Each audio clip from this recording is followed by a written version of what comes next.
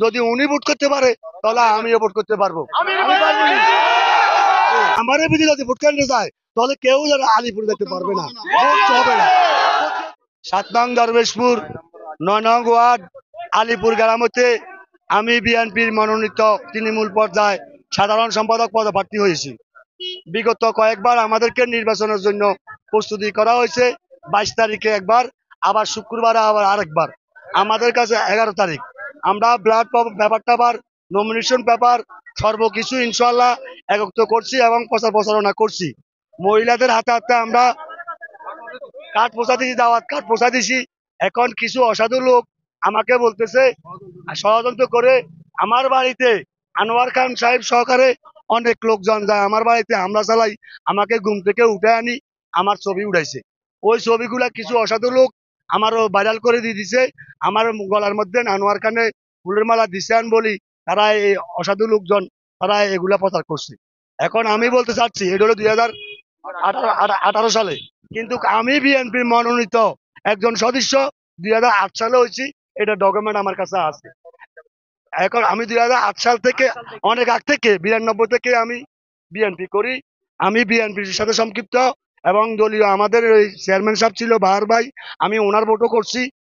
উনি আমার সাক্ষ্য প্রমাণ এবং ওনার কয়েকটা ছবিও আমার সাথে আছে। আমি এই ডকুমেন্টও দেখাতে পারবো সবাইকে। এবং আলিপুরবাসী আমাকে সমর্থন দিয়ে সেক্রেটারি সমর্থন করছে। আমি সেক্রেটারি হিসাবে এই পর্যন্ত এখনো পর্যন্ত ওয়ার্কিং মাইকিং সর্বকিছু আমি করছি। এই জনসাধারণ আমার সব আলিপুরবাসী। আর আমার প্রতিদ্বন্দ্বী প্রার্থী উনি বিধান চেয়ারম্যানের সাথে কচুয়া মাজারের সামনে আমার সাথেও অনেকজন আছে ওই লগে, যাদেরকে নিয়ে উনি এই আওয়ামী লীগে যোগ দিছে এবং উনি মাজারের সামনে দাঁড়াইয়ে শপথ করি উনি আওয়ামী লীগে যোগ দিছে। ওটার ভিডিও আমার কাছে আছে, আমি দেখাতে পারবো আপনাদেরকে।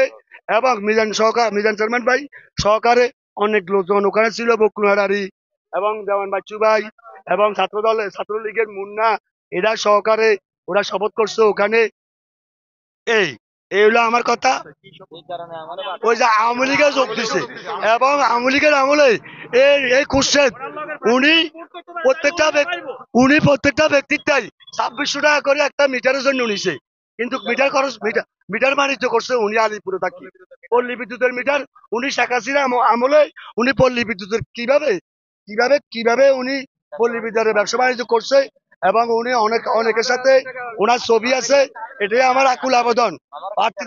প্রার্থীটা যদি আমার বাতিল হয় ওনারও ছবি আছে, ওনারও বাদ দিতে হবে। এবং আলিপুরে অনেকেরও ছবি আছে, দূরপুর লোক তারা নিছে। এখন আমার প্রার্থীর প্রতি অনুরোধ হলো যদি উনি ভোট করতে পারে তাহলে আমিও ভোট করতে পারবো। আমি পারবো না।